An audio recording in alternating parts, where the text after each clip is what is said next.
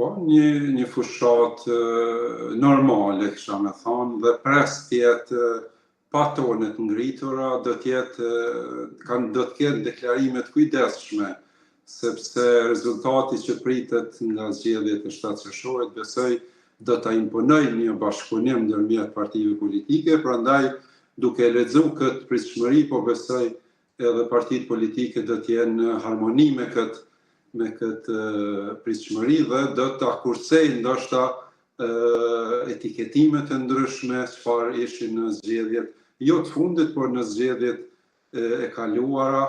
dhe prandaj unë pres që të ketë një fushat pak më të qetë, por interesante sepse do të marrin vesh, besoj, ndoshta edhe gjëra që si kemi ndëgjuar deri tani, duke pas parasysh që tashmë në garë do të kemi dy kampe kundërshtare, lëvizjen në vendosje dhe lidhjen demokratike, me dy figura të cilat kanë qenë së bashku deri tani, e tani garojnë kundër njëri tjetrit. Prandaj do të jetë interesante, do të jetë shumë kurioze, por nuk do të jetë ndoshta në nivelin deklarimeve, etiketimeve të ndryshme, sepse do ta lënë një hapësirë për bashkëpunim në pas rezultatit të zgjedhjeve të 7 qershorit. Dhe pikërisht gjatë ditës së sotme, Kurti pati edhe disa deklarata kundrejt LDK-s dhe Osmanit, tha se nuk duhet të ngatruar faktet me dëshira. Besoni se pikërisht pra ndërmjet këtyre dy palëve do ketë edhe më tej ashpërsim të gjuhës? Unë po besoj do të jetë në nivel të tillë, pra do të jetë me metafora, do të jetë me ndonjë term që nuk është ofendues, por që është ngacmues, siç ishte i tillë, pra dëshirat dhe objektivat dhe pretendimet e kështu me radhë, do të kemi shpikje termave dhe zoti Kurti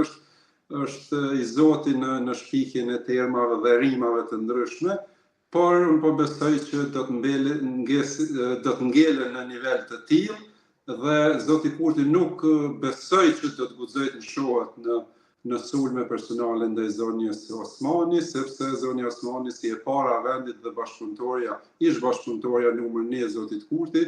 pastaj ka se çka të tregoj. Prandaj do të ruhet komunikimi në nivel të metaforave. Do kursehet një farforme nga gjuha që do ta përdor gjatë fushatës vetëm kundrejt Osmanit, mbase jo kundrejt partive të tjera opozitare? Po besoj që kryesisht ndaj zonjës Osmanit do të kursehet, dhe kur themi kështu, po besoj do ta kursen edhe veten, sepse pastaj do ta nxit zonjën Osmanin që t'i kundërpërgjigjet atij, prandaj do ta ruan këtë, besoj, një mirëkuptim politik me zonjën Osmani, ndërsa do të jetë, besoj, pritshmëritë janë që të jetë më jashur me Partinë Demokratike